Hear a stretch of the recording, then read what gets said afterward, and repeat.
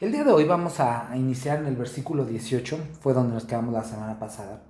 Y hablábamos la semana pasada en cuando Jesús sana a una mujer que había estado enferma, y los fariseos, o algunos de los fariseos en específico, el jefe o el principal de la sinagoga donde estaba Jesús, se enoja y les dice: oye, si quieren ser sanados, vengan de lunes a viernes, ¿no? Y el día de descanso, pues no lo hagan.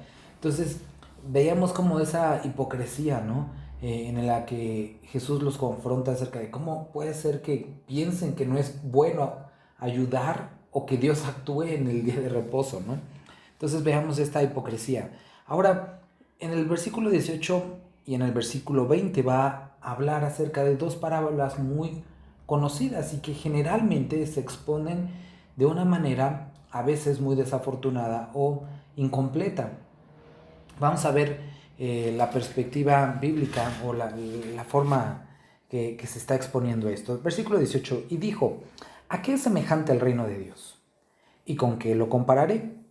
Es semejante al grano de mostaza que un hombre tomó y sembró en su huerto, y creció y se hizo un árbol grande, y las aves del cielo anidaron en sus ramas. Y volvió a decir: ¿a qué compararé el reino de Dios? Es semejante a la levadura que una mujer tomó y escondió en 3 medidas de harina, y hasta que todo hubo fermentado.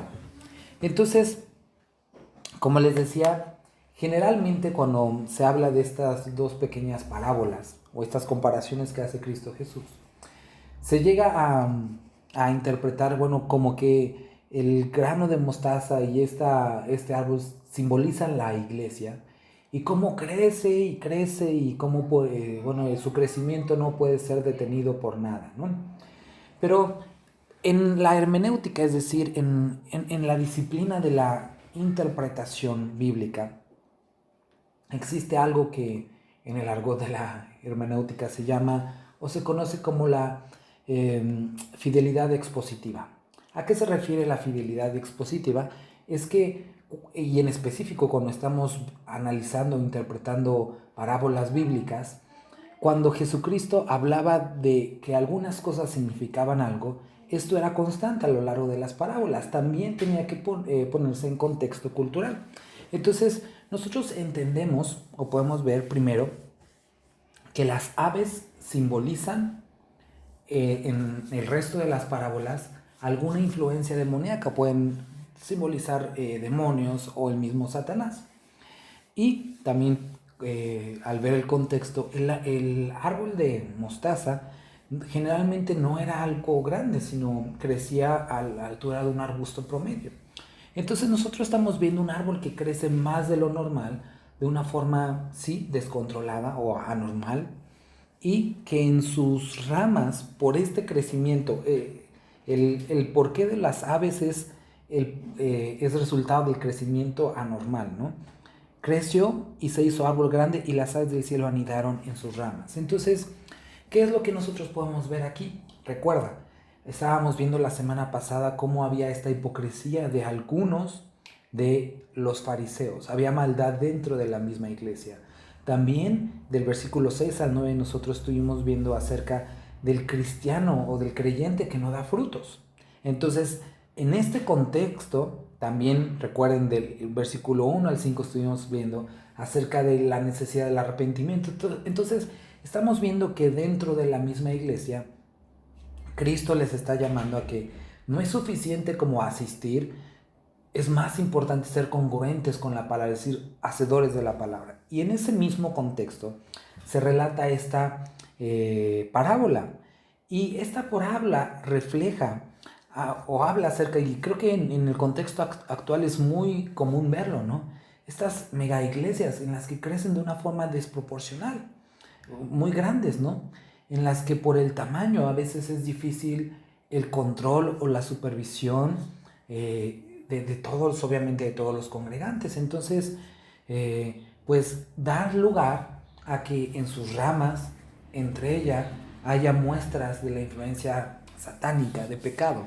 Y se escucha raro decir esto, pero cuando vemos esto en el contexto um, de lo que vemos nosotros en las iglesias, podemos entenderlo, ¿no?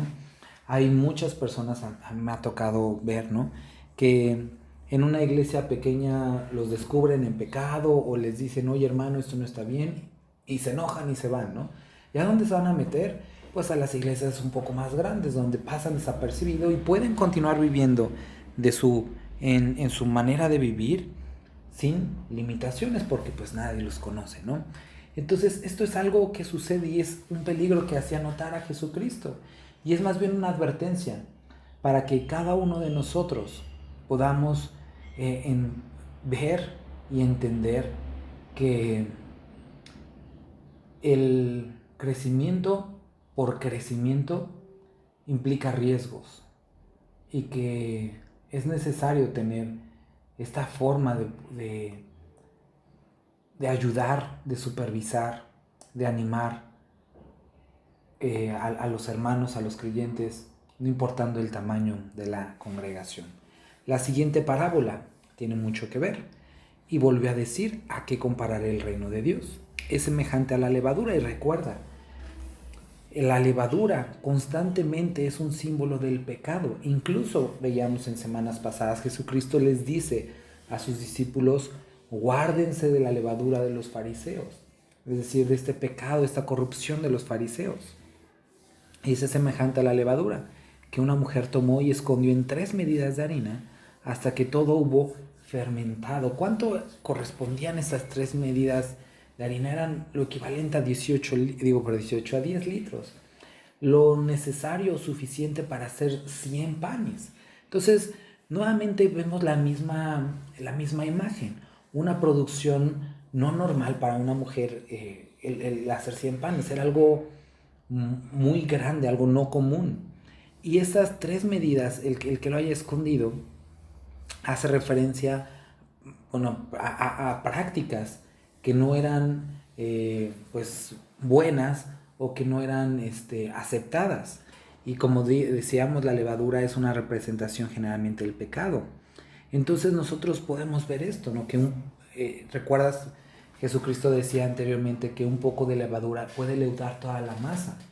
Y un poco de pecado, un poco de deshonestidad, un poco de lo que sea dentro de la iglesia, por muy grande que sea el volumen, puede corromperlo completamente. Y creo que estas 2 parábolas nos pueden ayudar como una advertencia para el cristianismo actual. La iglesia, a diferencia de etapas pasadas, ha crecido en tamaño, ha crecido en fuerza, ha crecido en presencia, ha crecido en influencia también. Pero al mismo tiempo que hemos visto este crecimiento, también hemos visto una degradación dentro de sus miembros.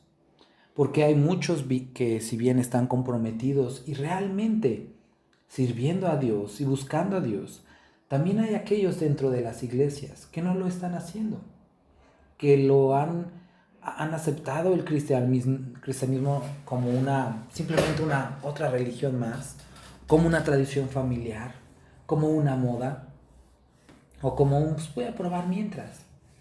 Pero no han tenido un encuentro verdadero con Cristo Jesús y por lo tanto perseveran en una vida de pecado. Y tenemos nosotros como creyentes esta responsabilidad por nuestros hermanos. Si algo se caracterizó la iglesia primitiva, es decir, la iglesia que le siguió a la ascensión de Cristo Jesús al cielo, es que se guardaban en santidad, buscaban a Dios y no se toleraba el pecado. Y el día de hoy, con tristeza, podemos ver que hay muchas iglesias manchadas por esto, no solamente por el pecado, sino por la apatía de sus miembros y de sus liderazgos hacia el pecado, hacia la corrección. La predicación del pecado ya no es popular el día de hoy. Se predica generalmente del amor, de la bondad, de la misericordia de Dios, y si bien todo eso es cierto y es bueno, tenemos que ver que a menos que el creyente se arrepienta de sus pecados, se vuelva a Dios, lo demás pasa a ser irrelevante, porque la base de la salvación es la fe en Cristo Jesús y el arrepentimiento de los pecados. Entonces, haremos bien en recordar estas dos parábolas como una advertencia solemne de cómo el pecado puede manchar, puede dañar, contaminar algo grande, no importa el tamaño que sea. Entre más grande y más pecado, su contaminación puede llegar más lejos. Después continúa Jesucristo y les dice, pasaba Jesús por ciudades. Entonces podemos ver que estamos cambiando de día, ya era otra situación. Dice que Jesús iba pasando por ciudades, enseñando y encaminándose a Jerusalén, preparándose para ese momento en el que tendría que morir por cada uno de nosotros. No sé si en algún momento tú has tenido la impresión de que, ay, pobre Jesús, le frustraron sus planes de predicar, pues lo atraparon, como si Jesús hubiera sido víctima de los fariseos o víctima del sistema humano y que le hubieran frustrado los planes, ¿no? Lo hubieran llevado a fuerza a la cruz. Si algo nosotros entendemos a través del Nuevo Testamento, y Jesucristo lo dice así, que era su cruz, Él la eligió, Él, y espero que entiendas esto, Él lo tenía planeado, Él sabía a dónde iba, nunca fue algo que le sorprendiera, Él entendió que era la única forma de poder redimirnos con el Padre. Entonces, Él no fue sorprendido por los fariseos, no fue sorprendido por el gobierno romano, ni siquiera sorprendido por las multitudes. Jesucristo sabía que tenía que caminar hacia Jerusalén para que en el momento indicado fuera llevado, crucificado y de esa forma redimirnos con el Padre. Recuerda, la cruz, a pesar de ser horrible, fue su elección por el amor que te tenía a ti y a mí. Estábamos hablando de estas dos parábolas que hablan acerca del crecimiento sin supervisión, el crecimiento desmesurado de las iglesias y los riesgos que conllevan, ¿no? Hablábamos que en algunas ocasiones se ha de alguna forma hecho una mala interpretación de estos, o una interpretación parcial de estas parábolas, y se ha confundido con algo bueno, pero realmente eran una advertencia a estas dos parábolas, ¿no? Así lo comentan grandes teólogos y comentaristas como Morgan, como Carson, como White, como Ironside, Smith, Gusick. Hablan acerca de los peligros y es algo notable, ¿no? Que podemos tristemente ver el día de hoy. Estos peligros en un crecimiento sin fundamento en la palabra, ¿no? Bueno, pasamos al versículo 22. Dice que pasaba Jesús por ciudades, aldeas, enseñando y encaminándose a Jerusalén. Y alguien le dijo, Señor, ¿son pocos los que se salvan? Y él les dijo, esforzaos por entrar por la puerta angosta, porque os digo que muchos procurarán entrar y no podrán. Después que el padre de familia se haya levantado y cerrado la puerta, y estando fuera empecéis a llamar a la puerta diciendo, Señor, Señor, ábrenos. Él respondiendo os dirá, no sé de dónde sois. Entonces, había una de estas preguntas, ¿no? Que a lo mejor te has hecho, ¿no? ¿Quiénes serán salvos? ¿Cuántos se salvarán? Y es una de las preguntas que a mí como pastor me han hecho. Pastor, ¿usted cree que tal persona será salva? Y sabes, creo que la respuesta adecuada para este tipo de preguntas es como la que hizo Jesucristo. Qué bueno que te preocupes por los demás, pero lo que debería de ser en este caso tu mayor preocupación es, ¿y tú serás salvo? Y ese es el enfoque de estos versículos. Jesucristo cambia el sentido de la pregunta, muchos se salvarán a, ¿y tú? ¿Qué hay de ti? Y sabes, eso es algo que nosotros necesitamos estar seguros el día de hoy. Necesitamos estar seguros acerca de nuestra salvación, estar seguros acerca de qué es lo que pasará después de que dejemos este cuerpo, a dónde iremos. Hay muchas personas que el día de hoy conocen, han escuchado, incluso han asistido a una iglesia. Pero como hemos hablado en ocasiones pasadas, esto no es una garantía de la salvación. La salvación no se basa en asistencia, en el dinero que des, en lo que traigas colgado, en lo que te pongas, en el tamaño de tu Biblia. Depende de la relación con alguien, y ese alguien es Cristo Jesús. De haber creído en Él por fe y de haber aceptado su sacrificio y arrepentido de tus pecados. Jesucristo les dice que es importante que se esfuercen por entrar a la puerta angosta. Ahora, no está hablando de una salvación por obras, porque por mucho que te esfuerces, si vas a una puerta equivocada, a lo mejor podrás entrar, pero no será la que lleva a la salvación. La única puerta es Jesucristo, y es a través de Él, y solo Él, la fe en Jesucristo, que puede salvar. Pero es importante que el hombre, y eso es lo que nos menciona este versículo, acuda a esa fuerza, que haga ese esfuerzo, ese camino de acercarse a la puerta correcta, que es Cristo Jesús. Porque también nos dice que habrá el momento en el que la puerta será cerrada, y a pesar de que muchos procuren entrar, pues ya va a estar cerrada. Y no importa que procures y que ahora sí llores, ¿cuándo estará cerrada? ¿Y cuándo será esto?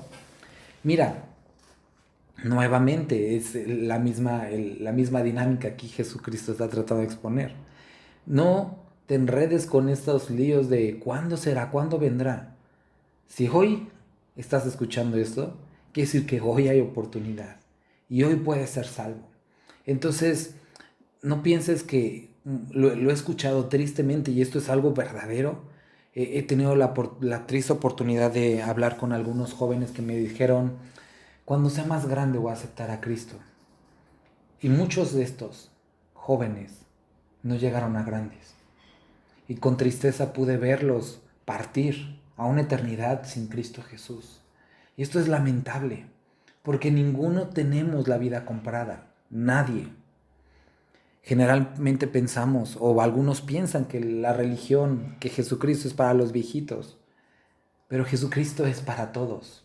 Y si hoy estás escuchando esto y tú no has entregado tu vida a Cristo Jesús, tienes que saber que habrá un día en el que esa puerta será cerrada. Es decir, hay dos momentos. Uno, cuando seas llamado a la presencia de Dios, es decir, si mueres antes de que venga.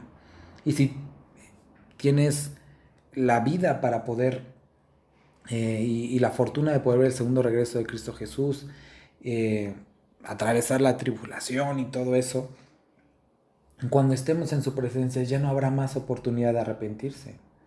Entonces, mientras es hoy, es buen momento. Por eso se decía, hoy es el día de la salvación. Querido amigo, querida amiga que estás escuchando esto, nuevamente te invito a que, si estás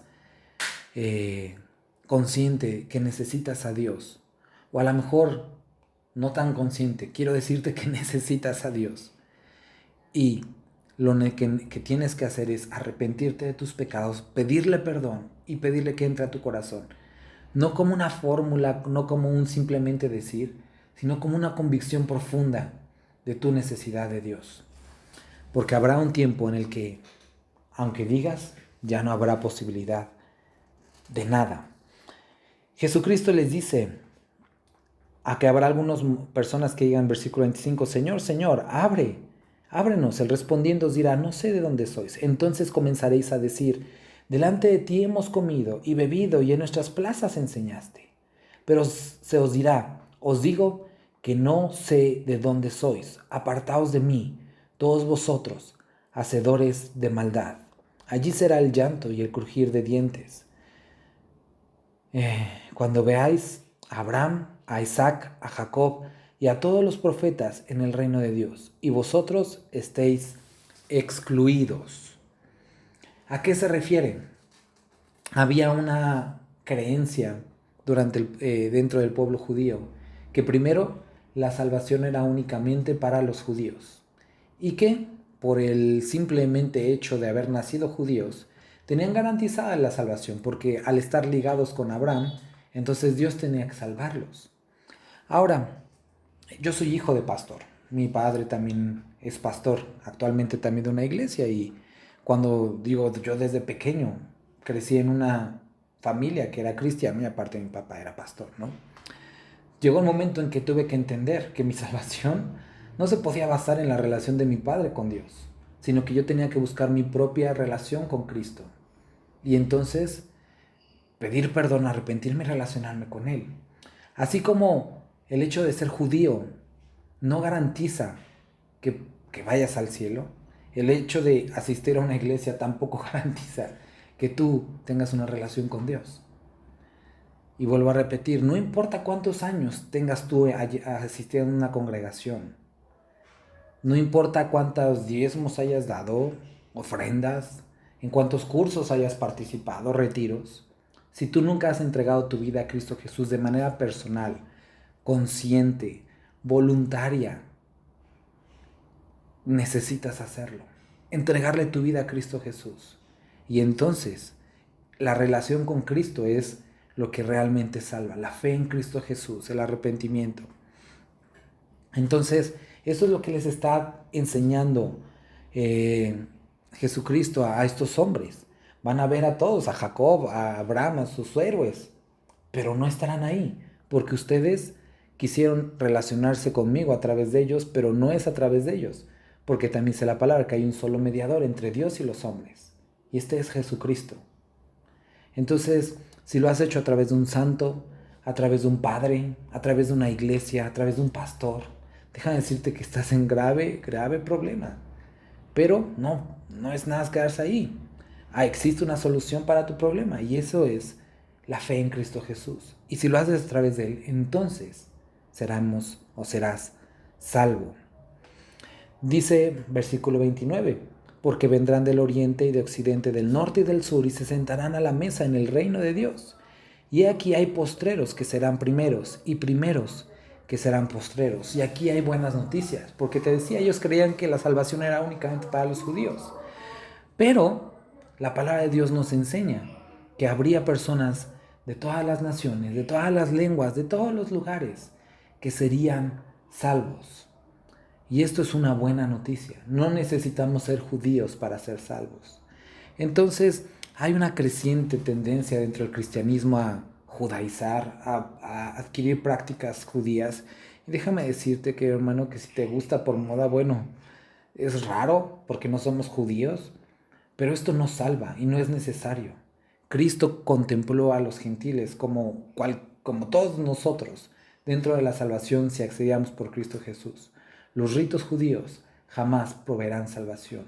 Y si tú los utilizas como un medio de acercamiento a Dios, deja de decirte que hay otro grave problema. Porque Pablo más adelante habla que aquellos que se quieren justificar por la ley han caído de la gracia y de Cristo se han desligado, es decir, se han separado. Y entonces, como no hay otro camino al Padre si no es por Cristo, estamos en graves problemas. Estábamos hablando antes de la pausa comercial acerca de cómo Jesucristo les decía a los judíos de la época que no era necesario la relación con Abraham para ser salvo, o que eso realmente no salvaba, sino era a través de él mismo. Y Jesucristo les dice, porque vendrán del oriente y del occidente, del norte y del sur, y se sentarán a la mesa en el reino de Dios.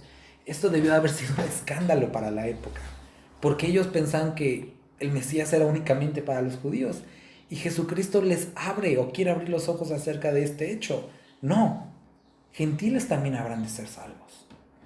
Y basado en esto, podemos nosotros también entender que como creyentes, como mexicanos, no necesitamos judaizar, es decir, seguir las normas judías para poder acercarnos a Cristo Jesús. Nunca nos los pidió, no es requerido para nosotros y de hecho es peligroso. Es peligroso volver al yugo de estas prácticas religiosas que la misma Biblia enseña que son sin fruto en cuanto a la salvación. El día de hoy ha crecido cada vez más y más esta moda de volverse cristianos judaizantes. He visto por la calle, he conocido casos de iglesias creyentes que empezaron con una banderita de Israel y después a usar las kippas y después las playeras o blusas con las borolas azules y y cada vez van a más y el cuerno y todo eso, ¿no? Y si bien pudiera parecer algo inofensivo y llamativo, tenemos que tener cuidado. ¿Por qué? Porque la misma palabra era algo que sucedía con la iglesia en Galacia. En el libro de Gálatas, en el capítulo 5, del versículo 4 al 14, Pablo está enfrentando este problema. Había judíos que querían hacer a los nuevos creyentes judaizar. Imagínate, desde ese momento había este problema que estamos viendo el día de hoy crecientemente. Y Pablo los llama a no hacerlo. Y el día de hoy pareciera que estamos olvidando lo que la misma palabra nos enseña. Nos dice en Gálatas capítulo 5 que de Cristo se desligan los que por la ley se intentan justificar. Y va más allá, y eso es terrible, dice, de la gracia se cayeron, habéis caído.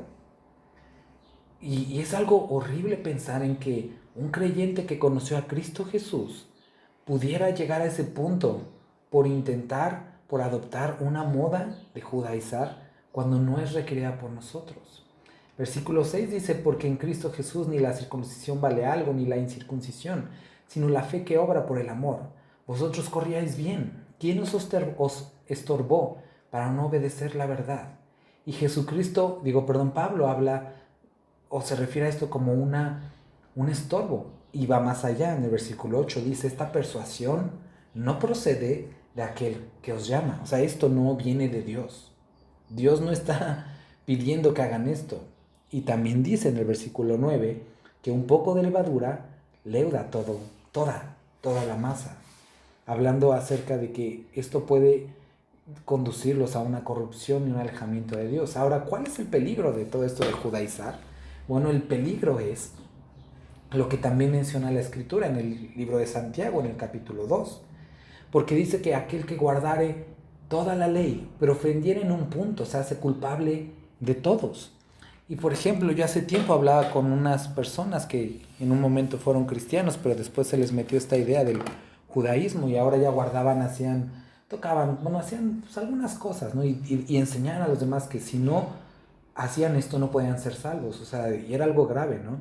Y yo les decía, oye, pero ¿a poco tú guardas la ley alimentaria? Y me decían, sí, nosotros ya no comemos esto, lo otro. Y entonces les señalé un punto que la mayoría de personas que estilan esto en México caen. Y le digo, oye, ¿te has dado cuenta que tu ropa no es 100% algodón? Sino que hay una combinación de telas. Y me dijeron, ¿y qué tiene? Y le digo, bueno, ¿qué tiene? El hecho es que la ley también enseña que no puedes hacer combinación de tela. Y entonces, según la misma ley, si tú guardas todo lo demás, pero ofendes en un solo punto, te haces culpable de todos.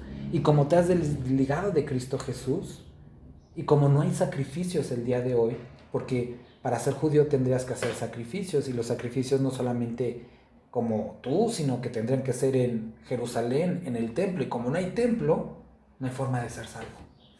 Y entonces es en donde entonces están totalmente amolados los que quieren hacer esto. Porque la Biblia enseña que a través de esos sacrificios, la ley enseñaba que a través de esos sacrificios podían restaurar su comunión con Dios de alguna forma temporal, pero era necesario el templo. Pero como no hay templo, no hay sacrificios, entonces están súper amolados. Y como todos han ofendido a la ley en un solo punto, todos lo hemos hecho, se han hecho culpables de todas. Y es algo, por eso te digo, muy peligroso este rollo del judaísmo cristiano. Y si tú te has sentido tentado o has coqueteado con esto, te animaría, aléjate, vuelve a la sana doctrina.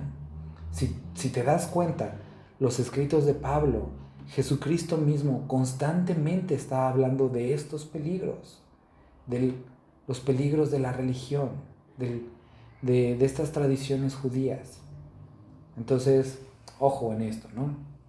Regresando a la porción que estamos leyendo en el libro de Lucas, el versículo 31 dice, aquel mismo día llegaron unos fariseos diciendo, sal y vete de aquí, porque Herodes te quiere matar. Entonces, en este versículo encontramos algo interesante. No todos los fariseos odiaban a Cristo Jesús. No todos los fariseos perseguían a Cristo. Había un grupo de fariseos que de hecho seguía a Jesucristo y que habían sido transformados por el mensaje de Cristo Jesús. Uno de esos podemos ver que fue Nicodemo. Otro fue José de Arimatea, que eran personas que pertenecían a este grupo de fariseos, es decir, maestros de la ley, pero que habían sido transformados por el mensaje de Cristo. Eso lo podemos ver cuando Cristo es crucificado. Nos menciona que estos dos hombres pertenecientes incluso uno de ellos al Sanedrín, a este grupo de élite de gobernantes judíos, ayudó a bajar a Jesucristo y pidió el cuerpo para enterrarlo. O sea, eran personas que creían en él, ¿no? Entonces vienen estos fariseos y le dicen, sal y vete de aquí porque Herodes te quiere matar. Entonces ellos se preocupaban por Jesús, le dijeron, Jesús, por favor, escápate. Herodes tiene planes de matarte. Y mira la respuesta de Jesús. Les dijo, id y decid a aquella zorra, he aquí echo fuera demonios y hago curaciones, hoy y mañana. Y al tercer día termino mi obra. Sin embargo, es necesario que hoy y mañana y pasado mañana siga mi camino, porque no es posible que un profeta muera fuera de Jerusalén. Entonces Jesucristo les está diciendo, si hoy nos refiriéramos a alguna persona con el término de zorra, bueno, el día de hoy tiene una connotación bastante mala, pero entendiéndolo culturalmente, recuerden la imagen de un buen rey, generalmente se relacionaba con un león, con la figura de un león, ¿no? Las zorras eran utilizadas para representar a personas astutas, muy astutas, porque era uno de los animales considerados más astutos, destructivos, pero al mismo tiempo débiles en comparación con un león. Entonces, esto era lo que Jesús estaba implicando al llamar a Herodes zorra. Le estaba diciendo que era un hombre astuto, muy destructivo, pero al mismo tiempo débil con respecto al león de la tribu de Judá, que era Jesucristo mismo, ¿no? Entonces le dice, díganle a este hombre astuto, destructivo, pero débil, que no voy a huir, porque hay cosas que tengo que hacer. Recuerdo hace tiempo, me decía mi padre, me decía él, que éramos inmortales en esta tierra, hasta que Dios dijera lo contrario. Y a lo que él se refería es que aquellos que hemos sido llamados por Dios, aquellos que hemos sido salvos por Él, tenemos nuestra vida segura en Cristo. Y que no partiremos de esta tierra hasta que Cristo lo determine, hasta que nuestra obra, nuestro trabajo aquí haya terminado. Y en el momento que termine, pues seremos reunidos con Él. Y mientras que llega a ese punto, Cristo nos guarda. Y sabes, esta es una manera, cuando lo crees y entiendes, con mucha paz para poder vivir.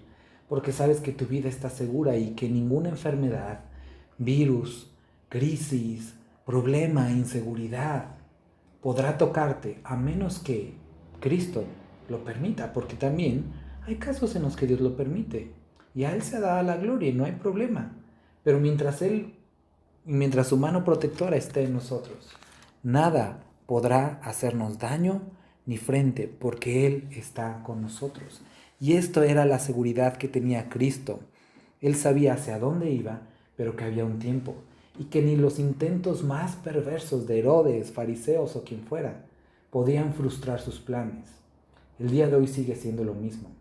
He escuchado frases en algunos círculos cristianos como, es que el chamuco metió la cola, es que Satanás impidió esto. Y déjame decirte, querido hermano, que no hay nada que pueda hacer el enemigo de nuestras almas para sorprender a Dios. Eso lo podemos ver claramente en el libro de Job, cuando el mismo Satanás tuvo que rendir cuentas a Dios acerca de dónde había estado, qué había hecho, y pedir este permiso para poder hacer algo en la vida de Job. Y Dios puso un límite. Ahora, vemos lo mismo en el caso de Pedro. Jesús le dice a Pedro, Pedro, Satanás quiere zarandearte, ora para que no caigas en tentación. Entonces, Cristo sabía y había puesto un límite a eso. Y el día de hoy podemos tener la seguridad de que estamos en las preciosas y poderosas manos de nuestro Dios. Y nada malo pasará que salga o que no pase por el filtro de amor de nuestro Padre Celestial. Y estamos llegando al versículo de 33 al 35. Jesucristo, estábamos leyendo antes del corte, que le alertan y le dicen algunos que huya porque Herodes tenía planes de matarlo. Jesucristo les dice, ¿saben qué? Díganle a ese hombre que tengo cosas que hacer. O sea, no me voy a ir porque hay cosas que se tienen que hacer, ¿no? Y hablábamos de esto, cómo Jesucristo tenía la seguridad y tranquilidad, que habría un momento en el que tendría que morir en la cruz, pero mientras, no habría plan humano ni del enemigo que pudiera frustrar sus planes. Y es lo mismo el día de hoy, que tú y yo podamos entender que mientras Dios no disponga lo contrario, nada puede detener la obra que Dios ha puesto delante de nuestras manos, porque Él tiene control sobre nosotros y sobre el reino de los hombres. Esta es una declaración que encontramos y que creo que es muy relevante el día de hoy, una declaración que encontramos en el libro de Daniel. Dios advierte a Nabucodonosor a través de Daniel que se arrepienta de su jactancia. Incluso Nabucodonosor no se arrepiente y Dios mismo le habla a Nabucodonosor y dice, para que tú entiendas que yo gobierno sobre el reino de los hombres, y le manda algo, ¿no? El día de hoy veo con tristeza a una sociedad polarizada por el tema político. Es muy triste ver eso. Es triste ver que hemos perdido la perspectiva acerca de que a pesar de que cada uno tengamos ideas diferentes en cuanto a lo político, seguimos siendo mexicanos. Y es más triste aún para mí ver que dentro de la iglesia, creyentes, que deberíamos de entender qué es el amor y el amor al prójimo, podamos mencionar o hablar acerca de nuestros semejantes de manera despectiva por sus ideas políticas. Ten mucho cuidado, hermano y hermana. Si crees en Cristo Jesús, no puedes tratar a los demás de manera despectiva por las ideas que tengan. Puedes criticar todo el momento ideas y filosofías y políticas, pero tienes que amar a tu prójimo. Y bueno, ¿por qué estamos diciendo esto? Porque aquí lo que estamos estudiando es que Jesucristo tenía control sobre el reino de los hombres. Y sabes, gobiernos vienen, gobiernos van, reinos vienen y reinos van, pero Dios permanece para siempre y su palabra también. Y esa confianza es la que tenemos. Nosotros no dependemos de una moneda, de un sistema económico, de un gobierno. Nuestra esperanza está en Dios. Y es donde nuestra esperanza como iglesia debería estar. No en un gobierno, vuelvo a repetir, en un sistema de salud o en unas políticas económicas. Nuestra esperanza está en Cristo Jesús. Jesús dice, Jerusalén, Jerusalén, que matas a los profetas y apedreas a los que te son enviados. ¿Cuántas veces quise juntar a tus hijos como la gallina a sus polluelos debajo de sus alas? Pero no quisiste. He aquí vuestra casa os dejada desierta, y os digo que no me veréis hasta que llegue el tiempo en que digáis, bendito el que viene en el nombre del Señor. Cada vez que leo esto me parte el corazón, porque me pongo a pensar en cuántas veces esto se dijo de mí. ¿A qué me refiero? Jesucristo veía la dureza del corazón de las personas y se sorprendía que a pesar de que por mucho tiempo se predicó, se enseñó de la venida del Mesías, incluso tenía una fiesta en la que lo recordaban o esperaban su pronta venida, cuando Él se mostró a su vida, no lo reconocieron y no lo aceptaron. Y el día de hoy, Cristo está tocando a tu puerta. Si tú nunca has aceptado a Cristo Jesús, nuevamente, Él te está diciendo, acércate a mí, me necesitas. Tu pecado te separa de mí y me necesitas. Pero puede ser que por la dureza de tu corazón se diga esto de ti. ¿Cuántas veces he querido? Pedro, Carlos, Juan, Marta, Susana, como te llames. ¿Cuántas veces he querido reunirte, sanarte, cambiarte, acercarte a mí? Pero no quisiste. Y sería triste que llegara el momento en el que no haya más oportunidad para ti. Y que aunque quieras, la puerta sea cerrada. Si hoy estás escuchando este mensaje, te animo a que procedas al arrepentimiento. Arrepiéntete de tus pecados, acércate a Dios, vuélvete a Él, pídele que sea el Señor de tu vida, que transforme tu corazón. Acércate a la Biblia, sé obediente a ella y busca un lugar donde congregarte. Y si tú crees en Cristo Jesús, es momento de que entiendas que la relación no es a través de una iglesia, de un pastor, de un movimiento, es a través de Cristo Jesús. Y necesitamos tener comunión y una relación con Él a través de la oración, de la lectura y obediencia a su palabra. Y permitir que Él transforme nuestras vidas. Quiero orar por ti. Padre, te doy muchas gracias por el día de hoy. Gracias por esta palabra que hemos visto. Te ruego porque tú convenzas los corazones, traigas convencimiento de juicio, justicia y juicio, y que puedan ser transformados por ti. Padre, que procedan arrepentimiento, incomoda nuestras vidas, hasta que abramos nuestro corazón a ti y tú nos sanes. Gracias, Dios, por esta palabra. En el nombre de tu Hijo Jesús. Amén.